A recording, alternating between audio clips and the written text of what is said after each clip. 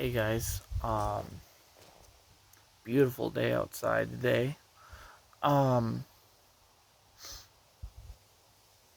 so I thought I would come on here and um talk. So Kathleen on her YouTube channel, she had posted a quick video. Um, but her and the staff, it must have, uh, she must have uploaded it yesterday, but I'm guessing from last Monday they went to Evergreen, exactly where Ian and I, Malachi and Tim were to see all those snapping turtles. But Kathleen got to see one last Monday.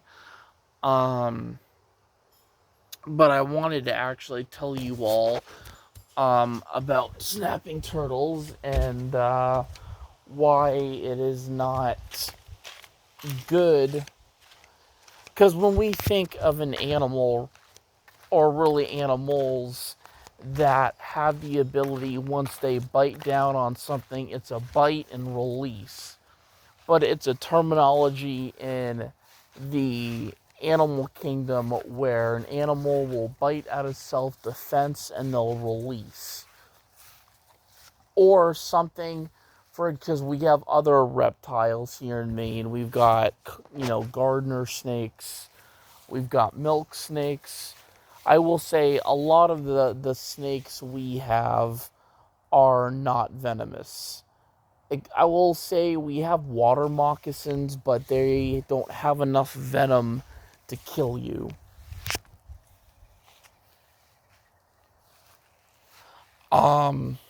But snapping turtles, their bite is definitely far more concerning than a gardener snake bite. But again, we think of animals that once they bite on something, they release. Now, a snapping turtle bite because the thing is, these turtles do not have teeth. They have a scissor-like beak, so when they bite down on something, the only way of that turtle releasing its grip, actually, they tell you not to wiggle your finger or your hand out of that turtle's mouth, because these turtles, when they clamp down, they're going to increase the pressure on what they're holding on to, meaning that they're going to go tighter. So it's basically, if you were to clamp down on a piece of wood, right? Using one of those clamp tools, and you keep tightening it, it's pressure. So these turtles use the same thing, is that if you're trying to worm or squirm your finger out of that jaw's mouth, the pressure builds, meaning that the tighter that turtle's is gonna clamp down, but it's gonna clamp down extremely tight. So the best way to escape a bite from a snapping turtle, they say, if you get bitten in the water, is to walk on land and to set the turtle on land. And you might get a chance where the turtle loosens its grip, meaning that it might, and it's placed on land where it wants to be, it might let go.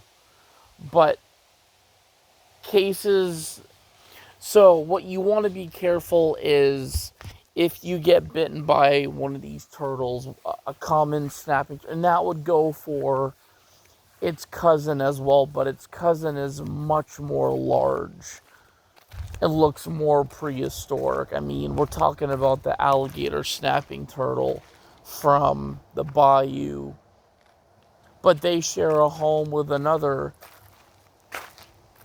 big predator, ambush predator, the alligator. But the American snapping turtle, the common snapping turtle as we call them in Maine and other states, let's just say the bite on a snapping turtle is not a joke. And it's not, I mean, typically it is not something you can walk away from without having treatment. Because they say these turtles, so a bite from a snapping turtle can cause infection, if not due to the bacteria in the turtle's mouth. So the bites have to be treated as soon as possible. You can't wait, because that's the thing, is that bite could be infected, and it, but they say too that, not so much, but from experience, I've seen people get these really horrifying bites, and you're obviously, once removing the turtle's grip, is you go right to the doctors or hospital, where they can treat you with a tetanus shot. And but they say snapping turtle bites are nothing to joke around about. They are extremely bad, painful. But think about, if I were to put force on something and I wasn't letting off with my force, it's basically the same thing.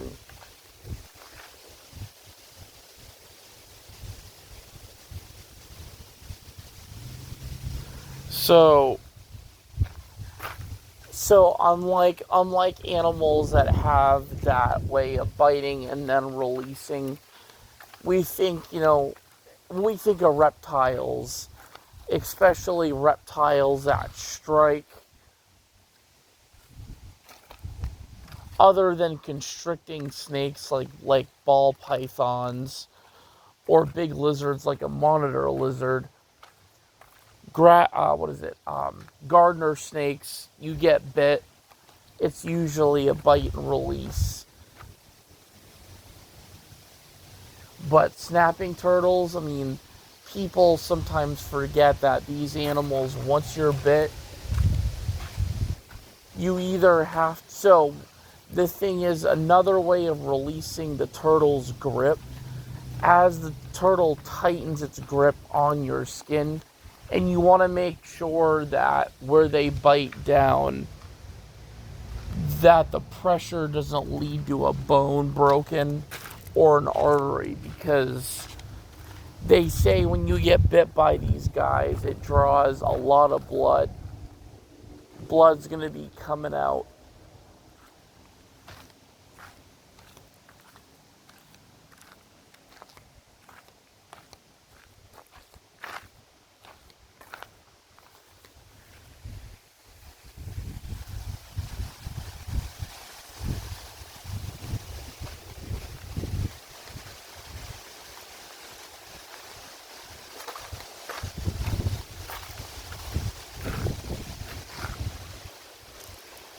Hey, buddy. You go outside. We go outside.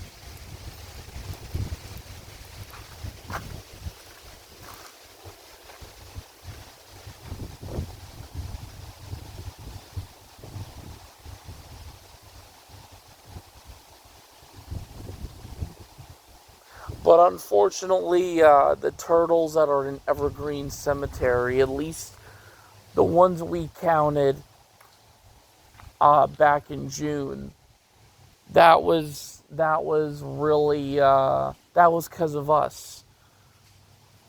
We attracted, or not, I didn't attract them, but people that feed them or that bait them getting closer to the shore are using bait that is going to give that, or is going to have a smell to it.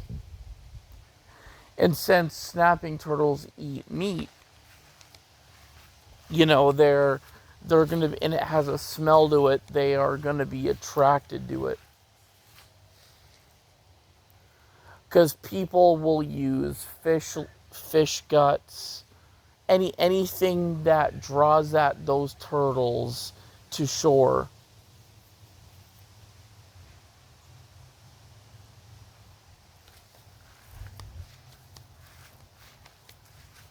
Hey, buddy.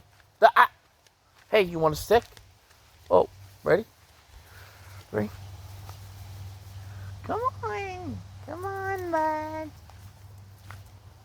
Good boy. You want to go get a snack? Come on. Come on. Good boy. You want to get a snack?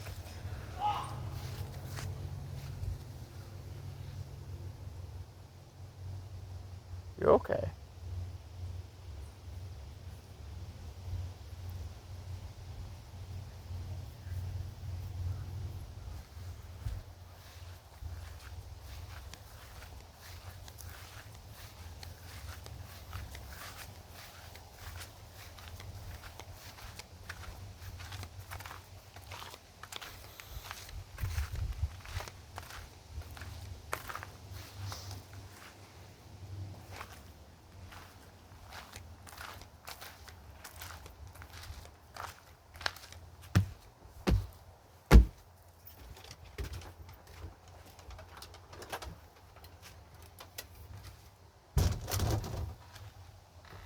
But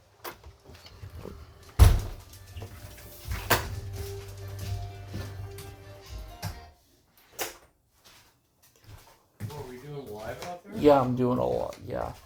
Doing right now? Yeah. Somebody help? No. Did you talk about your new gift you got yesterday? No, John.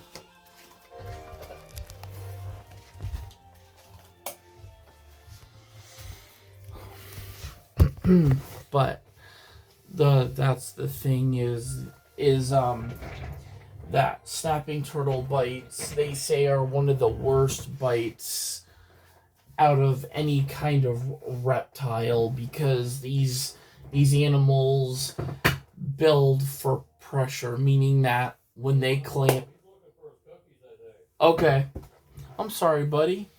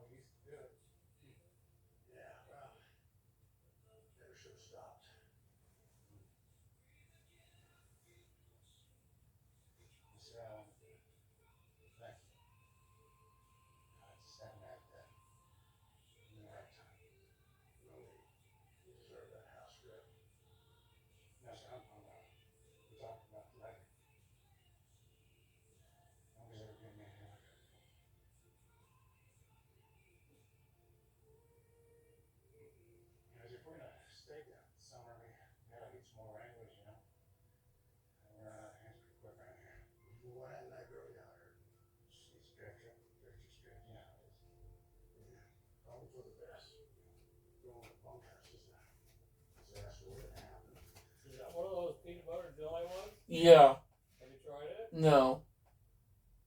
Let me know what you think.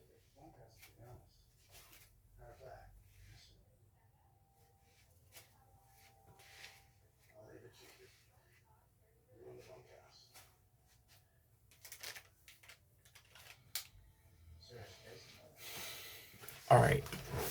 So, yeah. So, as I was saying about the snapping turtles, um,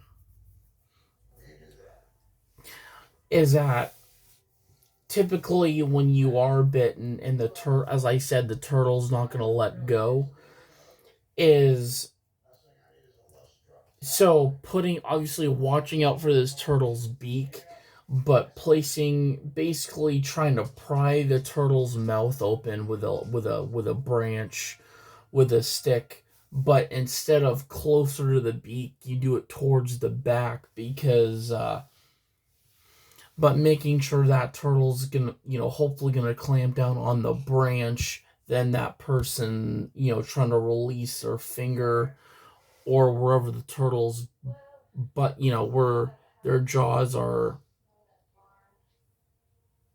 Oh, perfect. So we actually have an animal right on our arm that I didn't know about.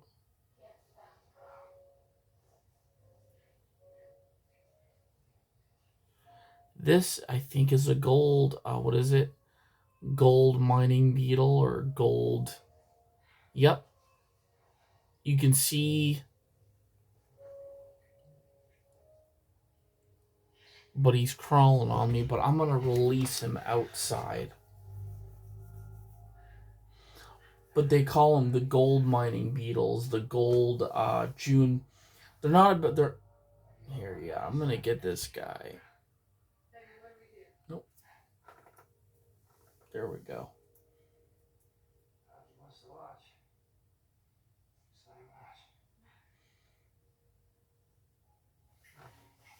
I'm gonna go get a sticky note because he's right here. Let's see.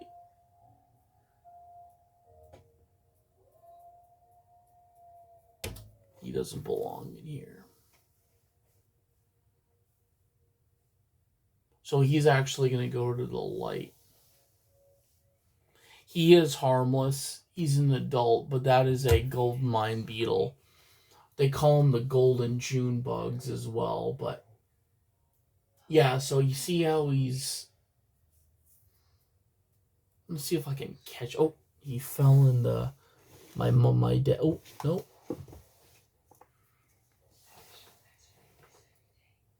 Hey buddy, I just want to get you outside if you let me.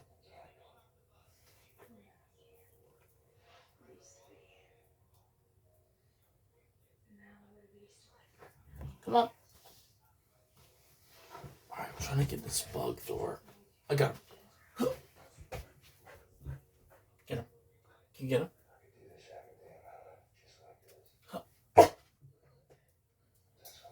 Oh, yeah, that was okay. It's okay. It's just one of those gold mining beetles. We get them quite frequently. Looks like, yeah, he's in the light, but the good news is they don't die in the light. They're attracted to the light.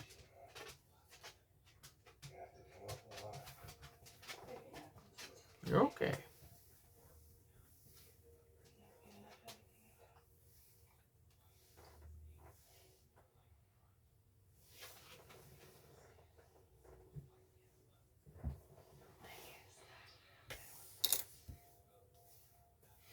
But you just have to like remain really calm. I mean, those beetles are not gonna. They don't possess a sting like a wasp or a hornet or anything like that. And they're not gonna bother you either. That's the thing. I mean, these guys, when they're fully grown and when June bugs are fully grown, the larva is what you need to be careful for, because they will eat plants. But when they're fully grown, especially these guys, not being extremely like, they're out of the out of them being related to June bugs, they are not going to cause. They typically don't cause any damage. They're not pests as they are if they're met, if they're in their larva form.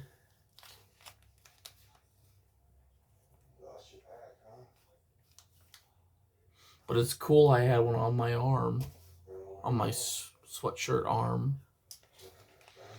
But yeah, the snapping turtles. There's a lot of them in that one evergreen lake. Or evergreen cemetery.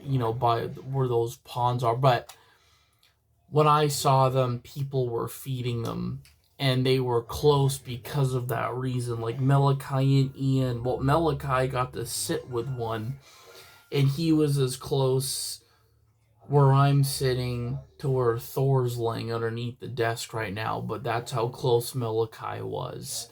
And the turtle didn't seem defensive or anything like that. The turtle was very much quiet, but again, these turtles are expecting food, meaning that somebody had left, was either feeding them or had left bait out, like bait that still had a smell like fish guts, because snapping turtles eat fish, meaning that that's one of their food sources, one of their primary food sources.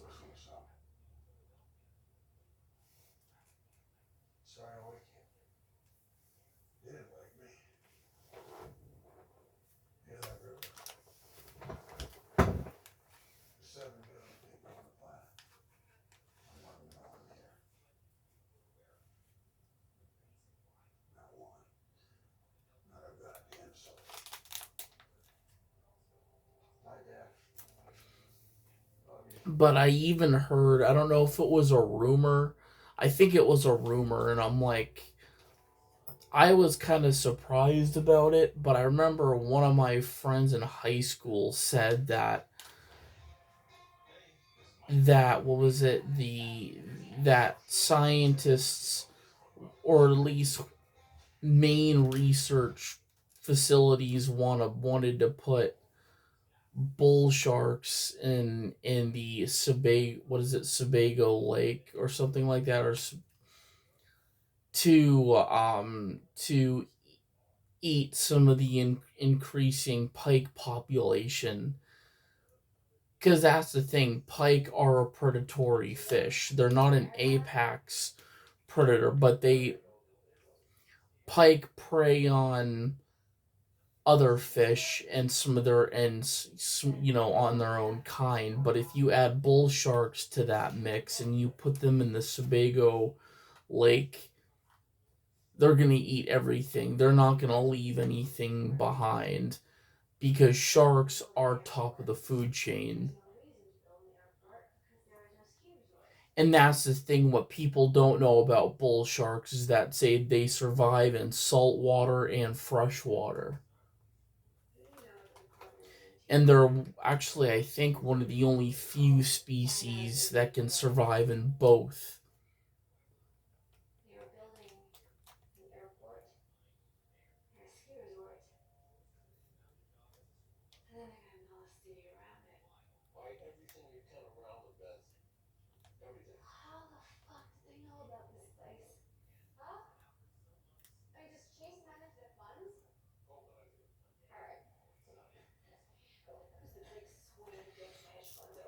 But the whole scientific idea about killing, that would be like me stating that I would put a tiger in an enclosure with a bunch of deer. Or or actually no, a good example of this would be those of you that have read the book of Life of Pi.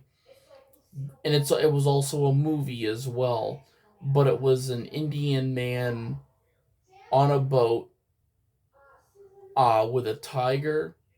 Well, actually,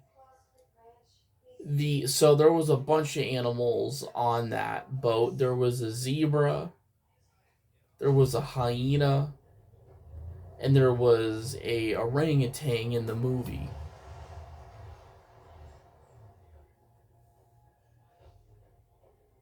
And of course, the tiger was on there too. And there were, but I will say it's kind of a similar thing. You've got a a herbivore, you've got an omnivore, an animal that will eat pretty much anything, which would be the orangutan. Because orangutans are apes, so they're gonna eat things like bugs, fruit, um, and then the hyena. The hyena is a predator. It's gonna eat meat, but it's not gonna beat the tiger because the tiger is the apex predator on that boat. Between the human and the tiger, that's the thing is,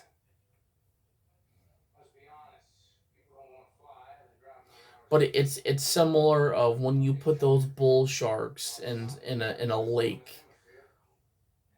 They're gonna kill everything they see. They're not just gonna go for one pike. They're gonna go for everything.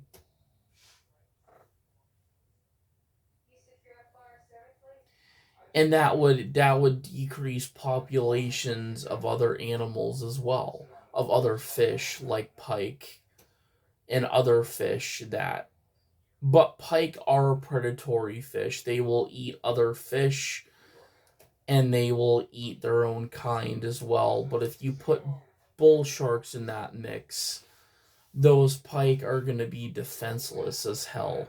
Yes, they're going to have teeth. Yes, pike have teeth, but I wouldn't consider them an apex predator like a shark. I mean, yes, pike are known to eat other fish, but you add a bull shark to that list of putting in that lake, everything is going to either decline in populate, because that's the thing. The bull sharks are gonna eat what they're gonna eat. It's kind of like us, right? We know what we want to eat. Whereas a bull shark is an apex predator. Sharks are apex predators in general. So whatever's on the menu for them is what's on the menu.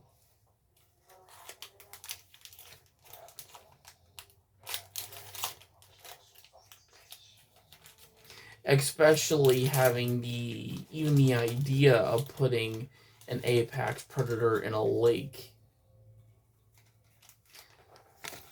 to cut back on the pike population. It's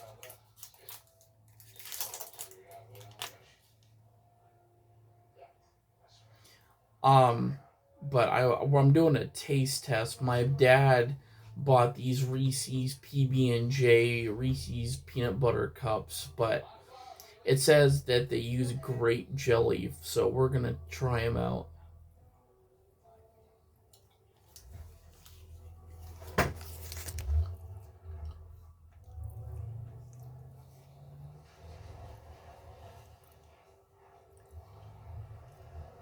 Definitely different.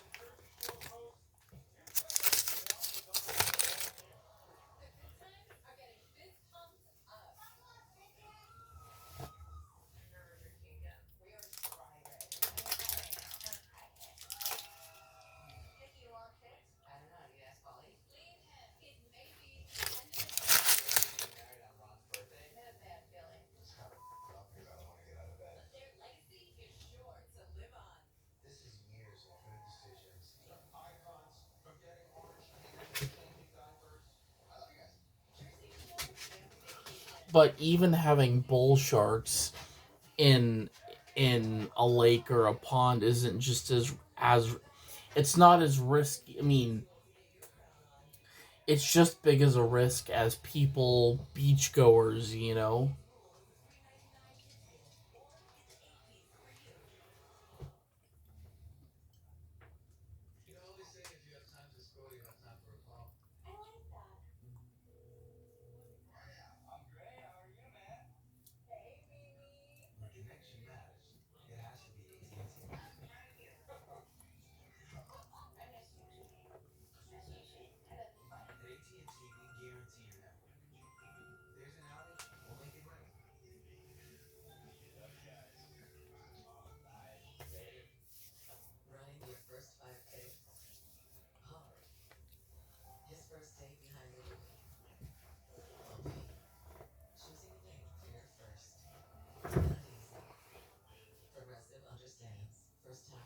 But I will say every shark, I feel like in the animal kingdom, have their own behavior of how they hunt or how they might. Because if you can read shark behavior, like a lot, like two of the attacks I had read about, um, one of them was a reef shark bite towards a 12 or can't remember how old this young man was. I think he was 8 or something like that. But his brother saved him, and his brother originally thought that the shark that bit him was a nurse shark. Um, but this ended up being a reef shark. Now, reef sharks, their bite is much more different, and they do swim in shallow places where people will often go and swim. So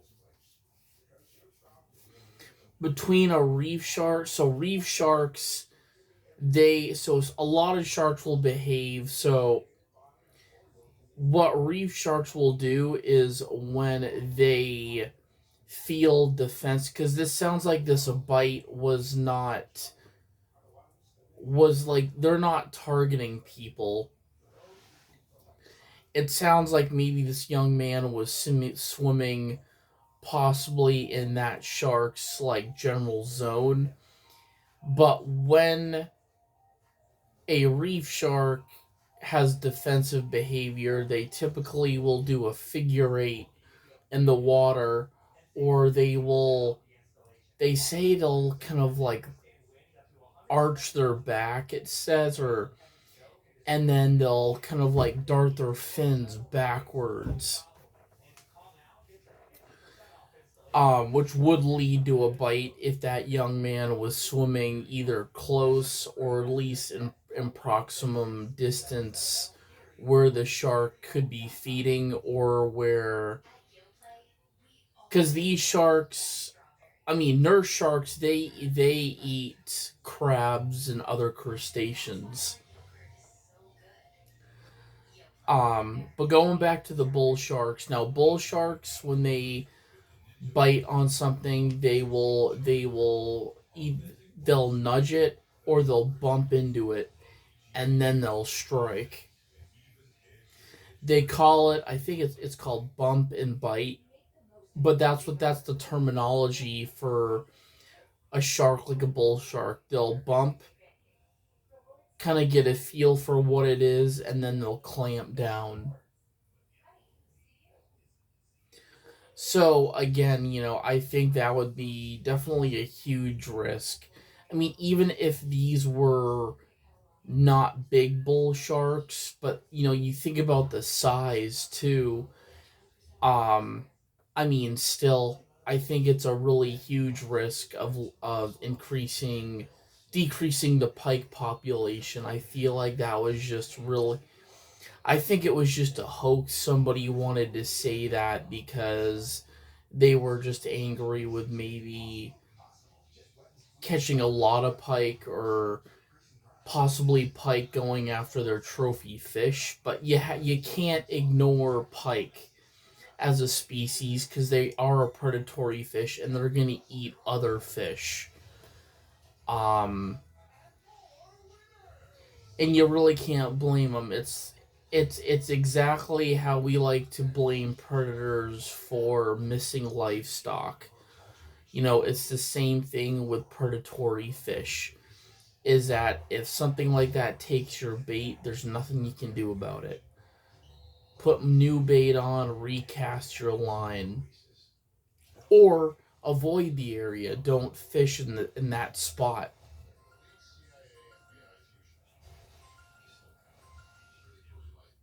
If you know that there is a lot of pike in that spot and you're not there to catch pike. I mean, pikes can also be trophy fish, but if it's the fish that you're not going for,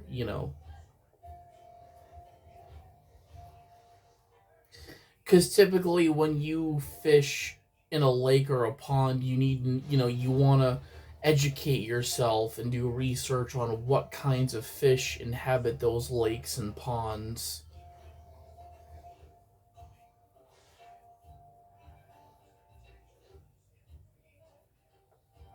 Even my dad, when he goes ocean fishing, you know, he people used to say you can either use live bait or eels.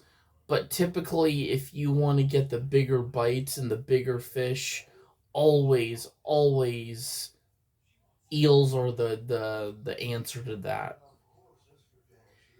Eels are live bait isn't gonna do anything, but the eels are going to be moving, meaning that that's going to attract any big fish. Any But eels are always the answer. But they are a pain in the ass, because even if you have the slightest, or not slight, but big, like, tightening grip on an eel, they're still going to slip out of your hands. They are hard to control, as my dad knows from a lot of experience.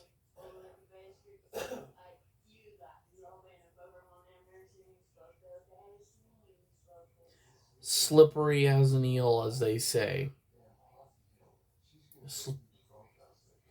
But even wearing gloves will not. That eel's still gonna slip out of your hand.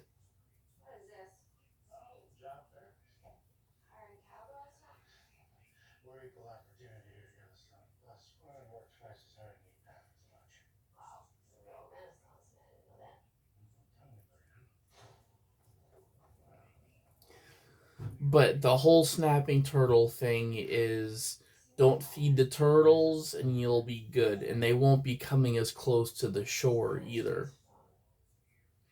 I feel like the reason why, because Malachi was really close, and I actually might even do a live video with Malachi. Um, because I know before we left, as Tim was gathering Malachi, he was scared that the duck that was swimming around like in front of us was gonna get eaten by the snapping turtle. And what I told Malachi was that that duck can fly, where these turtles don't even have wings. So if that duck feels like her space is being violated by these turtles swimming up to her and taking a chomp, that duck is going to fly away. Or I mean, but yeah, she was quacking because she was stressed, but she knows she can fly away. Even if she still wanted to swim in the pond, she could have flown another. Where these turtles, I mean, they're there for the food. They're there because because somebody or a group of people left what we shouldn't be leaving out is food, attracting these animals to the shore, even if it may not be us. it is important that we do not leave anything that's a temptation to animals in front of them, or even somewhere where they can find it, because that's just bringing them in. And if it has a big smell on it, it's going to attract more.